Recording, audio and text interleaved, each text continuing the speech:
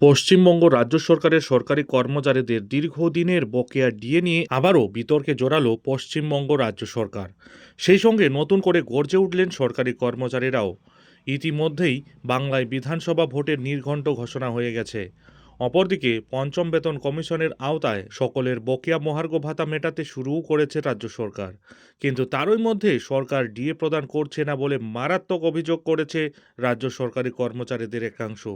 কবে মিলবে এই 4% ডিএ, উঠছে প্রশ্ন। একদমই ঠিক শুনেছেন, সম্পূর্ণ বিষয়টি ডিটেলসে আলোচনা করব। তার আগে চ্যানেলে নতুন হলে চ্যানেলটিকে সাবস্ক্রাইব করে বেল আইকনটি বাজিয়ে অল নোটিফিকেশন অন করে দিন এই ধরনের গুরুত্বপূর্ণ ডিএ সংক্রান্ত ছোট বড় আপডেটগুলি ঠিক সময় মতো পেতে। আসলে চলতি বছরে অন্তর্বর্তী বাজেট, যেটি কিনা ফেব্রুয়ারি মাসে অনুষ্ঠিত হয়েছিল, সেখানে রাজ্যের স্বাধীন অর্থ দায়িত্বপ্রাপ্ত মন্ত্রী চন্দ্রিমা ভট্টাচার্য ষষ্ঠ বেতন পে কমিশনের আওতায় 4% ডিএ বৃদ্ধির ঘোষণা করেছিলেন। অর্থাৎ 18%-এর বদলে এবার থেকে 22% হারে সকল কর্মচারীরা মহার্ঘ ভাতা পাবেন বলে জানানো হয়েছিল। কিন্তু সেই টাকা রিলিজ করার ব্যাপারে রাজ্য সরকারের তরফে কোনো রকম হেলদোল করা হচ্ছে না বলে মারাত্মক খবর সামনে এসেছে। সরকারি কর্মচারীদের বক্তব্য, ফেব্রুয়ারির পর মাঝে দুটো মাস কেটে গেলেও সরকার বর্ধিত 4% ডিএ দিচ্ছে না। শুধু তাই নয়, অনেকে এখনও অবধি পঞ্চম বেতন পে কমিশনের আওতায় বকেয়া ডিও পাননি বলে অভিযোগ। কবে সেই টাকা মিলবে, উঠছে সেই প্রশ্ন। আদৌ টাকা মিলবে তো? সেই নিয়ে আশঙ্কা তৈরি হয়েছে রাজ্য সরকারি কর্মচারীদের মনে।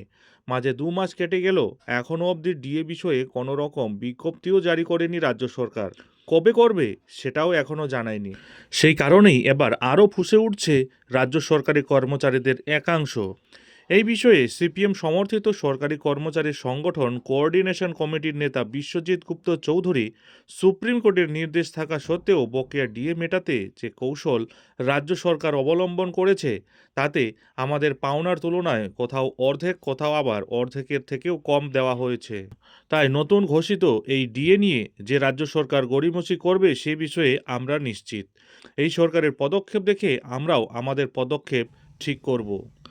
অন্যদিকে সুপ্রিম কোর্টের নির্দেশ মেনে পশ্চিমবঙ্গ রাজ্য সরকারের বকেয়া ডিএ নিয়ে বড় মন্তব্য করেছেন বামপন্থী শিক্ষক সংগঠন বঙ্গীয় শিক্ষক ও শিক্ষাকর্মী সমিতির নেতা স্বপন মণ্ডল। তিনি জানিয়েছেন, আমাদের ন্যায্য অধিকার আমাদের এখনও দেওয়া হয়নি।